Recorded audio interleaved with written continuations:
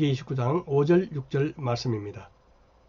주께서 40년 동안 너희를 광야에서 인도하게 하셨거니와 너의 몸에 옷이 낡아지지 아니하였고 너의 발에 신이 헤어지지 아니하였으며 너희에게 떡도 먹지 못하며 포도주나 독주를 마시지 못하게 하셨음은 주는 너희의 하나님 여호와이신 줄을 알게 하려 하심이니라. 오랜 전 군대 입대하여 10주간 군사 훈련을 받으면서 50km 왕복 행군을 한 적이 있습니다. 어떻게 보면 그렇게 먼 거리도 아니었는데 바람이 매섭게 불고 꽁꽁 얼다시피 한 겨울인 1월이었고 또 총을 메고 완전 군장을 한 상태라 참 힘들었던 것 같습니다. 돌아올 때는 양쪽 발에 물집이 다 생겨서 얼마나 고통스러웠는지 걸을 때마다 오는 쓰라린 통증을 꾹 참고 절뚝거리며 마지막까지 완주했던 일이 기억납니다. 그런데 제가 편성된 훈련반은 훈련 초기에 50km 행군이 배정이 되었죠. 덕분에 일찍 힘든 과정을 겪고 나니 남은 훈련은 그렇게 힘들다고 느끼지 않을 정도였습니다. 초기에 힘든 과정을 겪어보니 마음의 여유가 생겼고 자신감이 생겼다는 의미죠. 우리 인생도 마찬가지인 것 같습니다. 아주 힘든 광야를 한번 통과하고 나면 웬만한 일은 크게 어렵지 않게 극복하게 되는 것이죠. 광야의 길을 통해서 연단된 사람들은 인생에 여유를 가지게 됩니다. 비록 큰 시련이 와도 당장 겪는 현실적인 고통 속에 함몰되기보다 미래의 소망에 초점을 맞추게 되는 것입니다. 사람들로부터 받는 위로를 기대하기보다 하나님의 선하신 성품을 의지하며 위로와 또 힘을 얻게 되고요.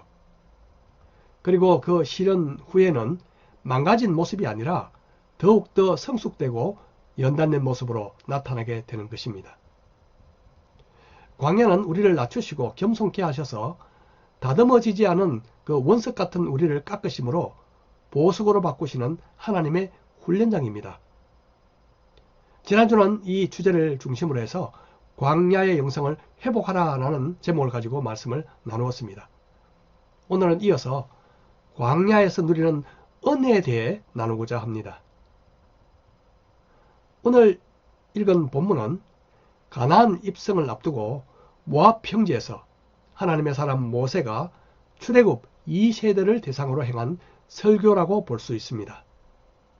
출애굽 1세대는 광야 생활 초기에 당시 20세 이상으로 하나님을 거역하고 불순종한 결과로 광야 생활을 40년 동안 하는 동안에 모두 죽고 말았습니다.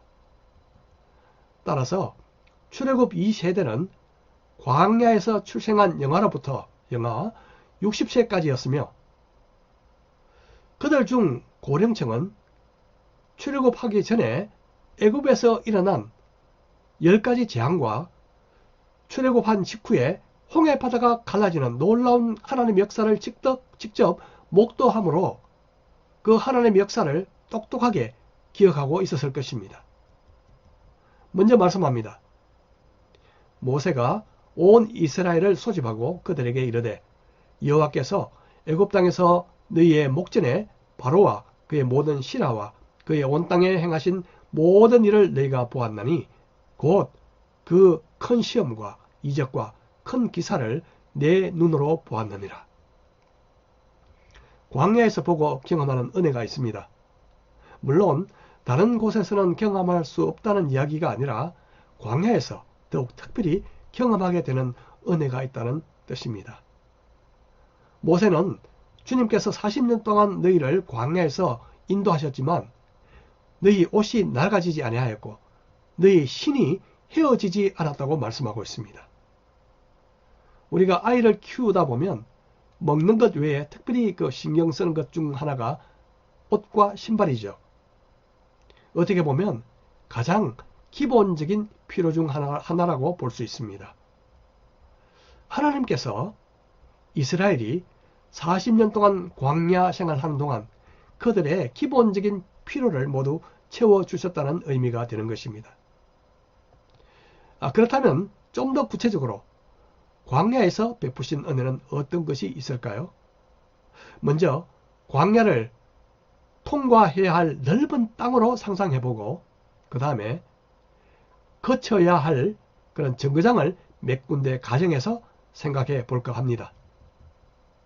첫 번째 정거장은 마라라는 정거장입니다.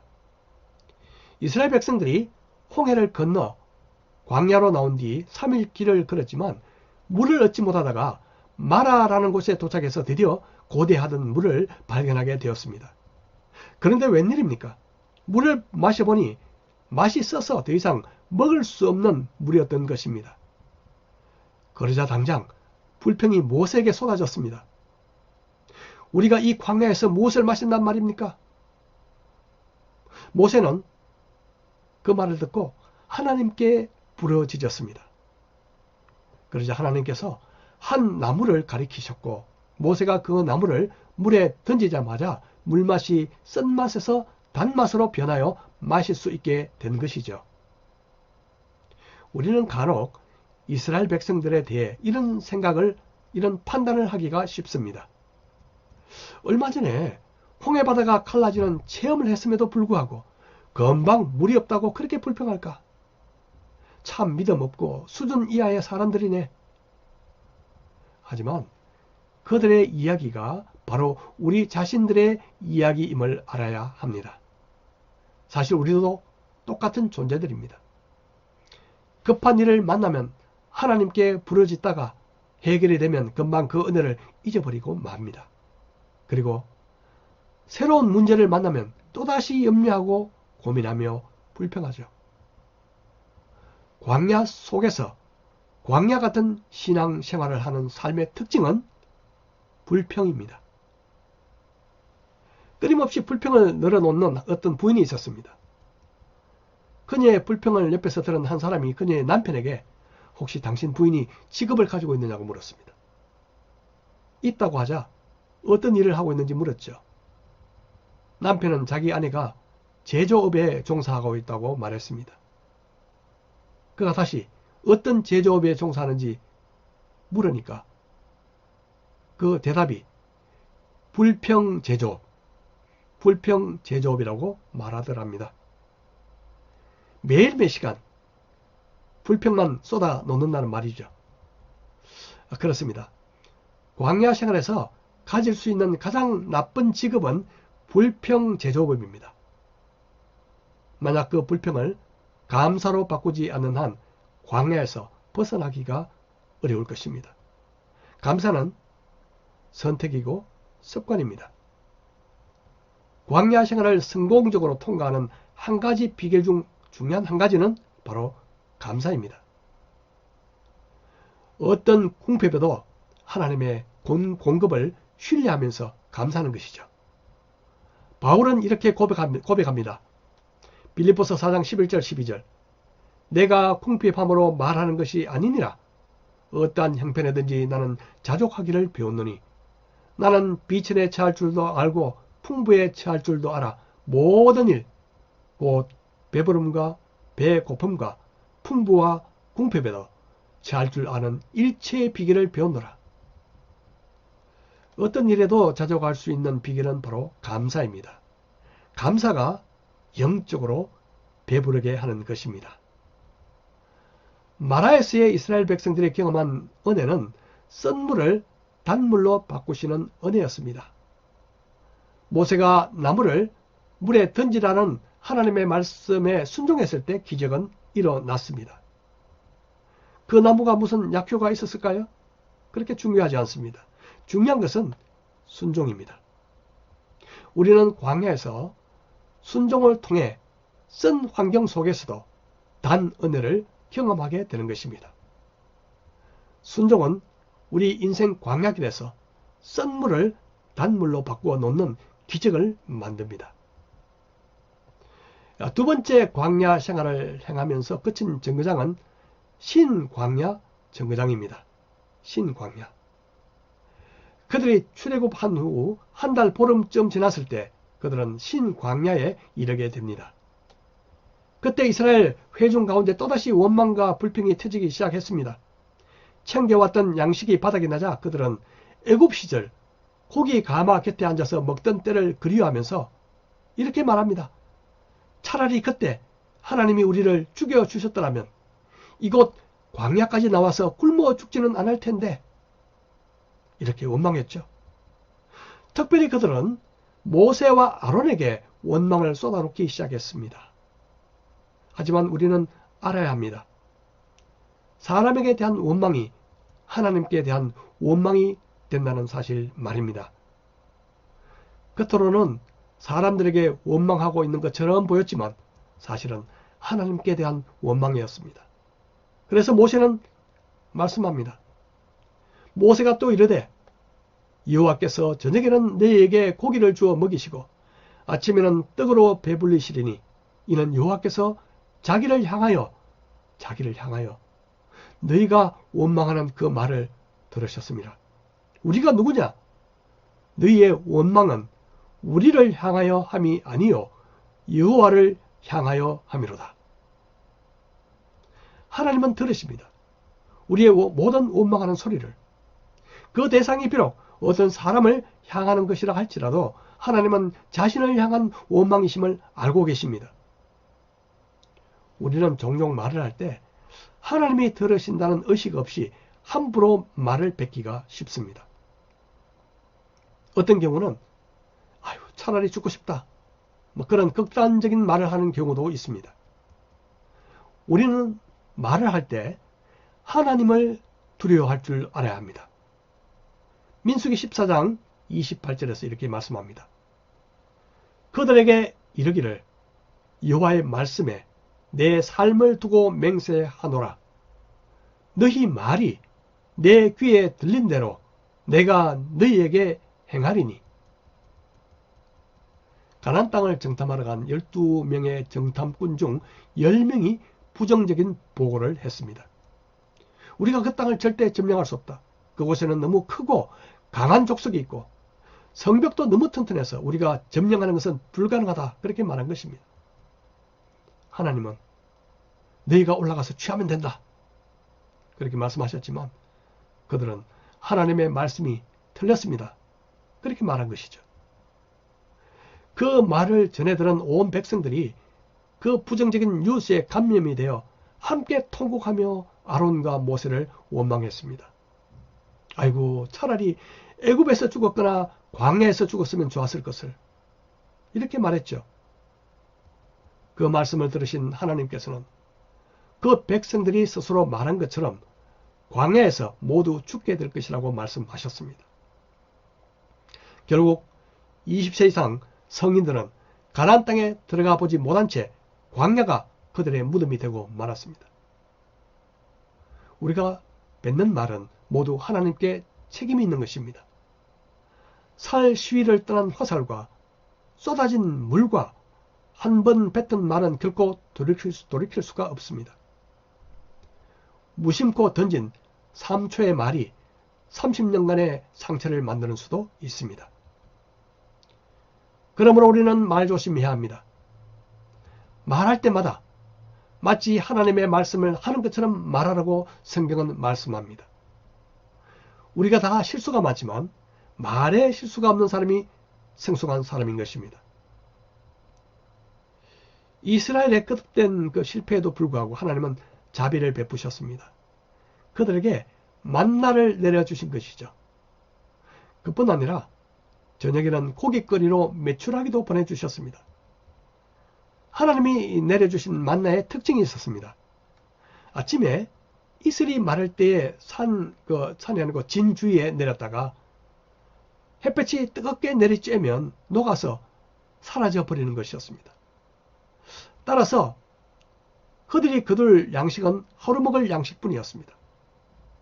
내일을 위해서 남겨둔 사람들은 다음날 보니 상에서 냄새가 나고 벌레가 생겨서 먹을 수 없다는 사실을 발견하게 되죠. 한마디로 만나는 사재기를 할 수 없는 그런 양식이었습니다. 이번 코로나19 사태 때 우리나라에는 별로 없었지만 미국이나 일본 같은 경우도 어떤 지역에서는 사재기 현상이 있었다고 하더군요. 이 사재기는요, 불안감의 표현입니다. 신뢰하지 못한다는 뜻입니다. 만나는 매일의 양식이어야 했습니다. 만나를 매일 거두어야 한다는 것은 매일 하나님의 공급을 기대하고 신뢰하는 믿음으로 살아간다는 것을 의미했습니다. 혹시 하나님께서 양식 주시는 것을 깜빡 잊어버리지는 않으실까? 라고 걱정한다면 사재기에 대한 유혹이 생길 것이죠. 마찬가지로 우리가 매일 읽는 하나님의 말씀도 마찬가지로 생각할 수 있습니다. 어떤 사람들은 설교를 통해 들은 말씀의 은혜로 일주일을 산다고 말합니다. 물론 전혀 틀린 이야기라고 볼 수 없지만 냉정하게 보면 맞지 않는 이야기가 될 수 있습니다. 왜냐하면 하나님의 말씀은 매일의 양식으로 삼아야 하기 때문입니다. 하루 먹은 말씀, 양식을 일주일 양식으로, 한 달 동안 먹은 양식을 1년 양식으로 삼는 사람을 여러분 보신 일이 있으십니까? 매일 일정 양을 규칙적으로 먹는 사람이 건강한 법입니다. 그리고 만나는 아침에 거두어야 했습니다. 해가 쨍쨍 쬐기 시작하면 그것은 저절로 녹아 없어졌습니다. 하나님의 말씀도 마찬가지입니다. 아침 일찍 조용한 가운데 먹는 말씀과 해가 다 뜨고 주위가 산만한 가운데 먹는 말씀은 분명히 차이가 있습니다. 말씀 자체, 말씀의 질이 차이가 생기는 것이 아니라 먹는 태도와 환경으로 인해서 소화에 차이가 생긴다는 뜻입니다. 광야 생활에서 하나님이 주시는 매일의 초자연적인 음식이 필요했던 것처럼 우리에게도 매일 말씀을 통한 생명의 양식이 필요합니다. 그 말씀이 우리가 광야 생활을 잘 감당해 나가도록 힘과 능력을 주게 될 것입니다. 이것이 바로 만나의 은혜입니다. 아이러니하게 광야 생활 중에 있다 보면 오히려 말씀으로부터 멀어지기가 십상입니다. 그럴 때일수록 만나의 은혜가 더더욱 필요합니다. 만나는 광야에서 우리 생명을 지켜주는 양식이기 때문입니다. 세 번째 광야 정거장은 르비딤입니다. 르비딤. 그곳에서 이스라엘은 두 가지 은혜를 경험하게 되는데요. 한 번은 마실 물이 없어 백성들이 또 원망할 때 하나님께서 모세에게 지팡이로 반석을 치라 그렇게 말씀하셨죠. 모세가 그대로 순종하자 물이 반석에서 솟아났습니다. 타는 목마름을 채워주신 은혜를 누리는 것도 잠깐, 이스라엘 백성들은 예기치 않은 외부의 습격을 받게 됩니다. 아말렉 족속들이 쳐 들어온 것이죠. 이때 모세는 여호수아에게 나가 싸우도록 하고 자신은 아론과 훌과 같이 전쟁터가 환히 내려다 보이는 산 꼭대기에 올라가서 지팡이를 높이 들었습니다. 신기한 사실은 모세가 지팡이를 들면 이스라엘이 이기고 피곤해서 손을 내리면 이스라엘이 지는 것이었습니다. 이것을 본 아론과 훌이 모세를 돌에 앉히고 자신들이 양쪽에서 모세의 손이 내려가지 않도록 붙들어 올렸습니다. 결국 해가 지도록 그 손이 내려오지 않았고 결국 여호수아가 칼로 아말렉을 무찔렀습니다. 우리는 이것을 기도의 승리라고 믿습니다. 지상에서 싸운 여호수아가 중요할까요? 아니면 산꼭대기에서 손을 든 모세가 중요할까요? 분명한 것은 둘 다 필요했다는 것입니다. 우리는 현실을 무시하고 기도에만 매달려 살아서는 곤란합니다. 하지만 중요한 것은 성패가 산 꼭대기에서 결정이 났다는 것이죠. 기도로 얻게 되는 특별한 승리, 이것이 바로 광야에서 누리는 은혜입니다. 그 은혜를 어떻게 하면 누릴 수 있을까요? 성경에서 중요한 한 구절을 주목해 보십시오. 그것은 그 손이 해가 지도록 내려오지 아니한지라, 바로 이 구절입니다. 승리를 확인할 때까지 손이 내려오지 않았다는 이야기죠. 이것이 바로 광야에서 승리를 얻게 한 기도의 진수입니다. 해가 지도록 승리가 확인될 때까지 기도를 멈추지 않는 것, 이것이 우리가 광야에서 특별한 위기를 만날 때 드리게 되는 기도인 것입니다. 광야에서 생존하는 것만 해도 힘든데 그 속에서 위기를 만난다면 얼마나 힘이 더 들겠습니까? 설상가상이라는 것이 바로 이런 것이 아니겠습니까? 하지만 기도에 무기가 있기 때문에 우리는 승리를 기대하게 됩니다. 우리는 종종 기도하고 난 뒤에 기도 내용을 다음 기도할 때까지 까마득하게 잊어버리는 경우가 있습니다. 응답을 크게 기대하지 않는다는 증거일 수도 있죠. 하지만 광야에서 더 이상 물러설 곳이 없는 위기에 처할 때 드리는 기도는 달라집니다.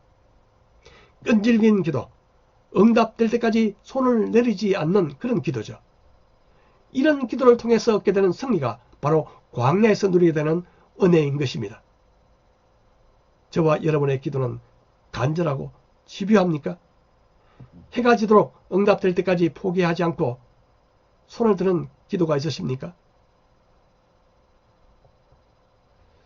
사실 통과해야 할 광야의 정거장을 6곳으로 잡았습니다. 지금까지 3군데를 들렸으니 아직도 3곳이 남아 있습니다. 나머지는 다음 설교를 위해서 남겨두겠습니다. 우리 모두 광야를 거치는 동안 마라의 정거장에서 불평을 감사로 바꾸는 은혜가 있기를 바랍니다. 신광야 정거장에서 우리에게 일용할 양식을 주시는 만나의 은혜를 날마다 사모하시고 경험하시기를 바랍니다. 그리고 르비딤 정거장에서 해가 지도록 포기하지 않고 기도한 모세의 기도처럼 광야에서 위기를 만날 때 기도의 승리를 경험하시는 여러분 되시기를 주의 이름으로 축복합니다. 마무리하겠습니다. 여러분, 이스라엘이 광야 생활을 하면서 경험했던 썬물이 단물로 바뀌는 은혜, 그리고 매일 내려주신 만나의 은혜, 해가 지도록 중단하지 않았던 기도를 통한 승리의 은혜를 들으시면서 떠오르시는 한 분이 계십니까? 바로 예수 그리스도십니다.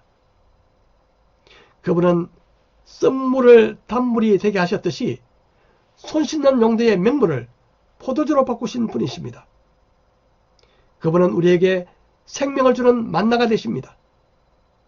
또 우리가 드리는 기도의 중보자가 되셔서 하늘 보좌 우편에서 우리를 위한 기도를 쉬지 않으시며 우리에게 날마다 승리를 주시는 분이십니다.